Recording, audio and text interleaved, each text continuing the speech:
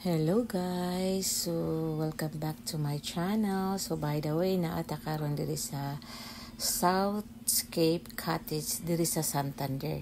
Kani siya nga cottage guys. Kani siya nga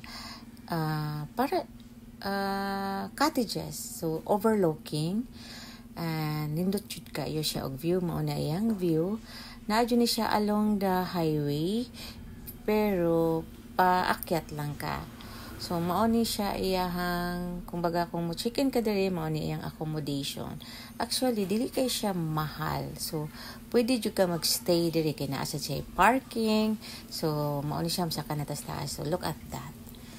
Diba? Ang ganda ng view. Kung gusto ka mag chill lang, gusto ko magpalabas sa imong sama ng loob. So, diri ka. Parang gate escape mo siya dire. So, nindot jud kay siya. Highly recommended.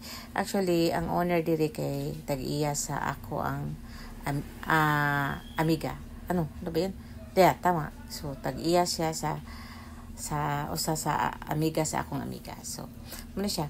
Nindot jud kayo siya. Very, very mahangin. Dili siya init. Maski init kayo nga panahon. Dili kay siya init kay nga no. Ang iyahamang kong roofing. Look at that. Na siya kugon. Yung isapawan. So, nindot siya kung gabi-ish guys. Although layo lang yun siya sa mga pagkaunan. So that's the the disadvantage.